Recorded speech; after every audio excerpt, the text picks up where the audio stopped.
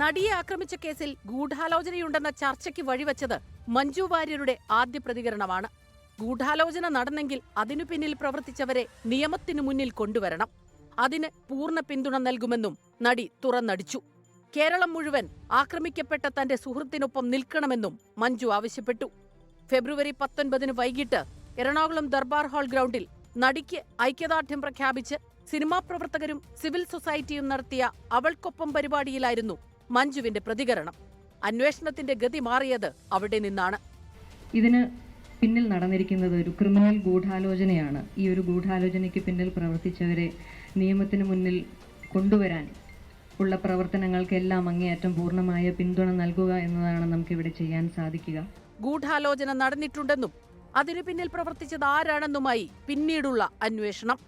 ദിവസങ്ങൾക്കു ശേഷമാണ് കേസിൽ ദിലീപിനെ അറസ്റ്റ് ചെയ്യുന്നതും ജയിലിൽ അടയ്ക്കുന്നതും. മഞ്ജു വാര്യർ കേസിലെ പ്രധാന സാക്ഷികളിലൊരാളായി. അതിജീവിതയോട് ദിലീപിന് മുൻവൈരാഗ്യമുണ്ടായിരുന്നു എന്നതിന് മഞ്ജു വാര്യർ നൽകിയ മൊഴി കേസിൽ നിർണായകമായി. കാവ്യയുമായുള്ള ബന്ധത്തെപ്പറ്റി തന്നോട് പറഞ്ഞത് അതിജീവിതയാണെന്ന് ദിലീപ് ഉറച്ചു വിശ്വസിച്ചു എന്നതുൾപ്പെടെയുള്ള വിവരങ്ങൾ മൊഴിയിലുണ്ടായിരുന്നു.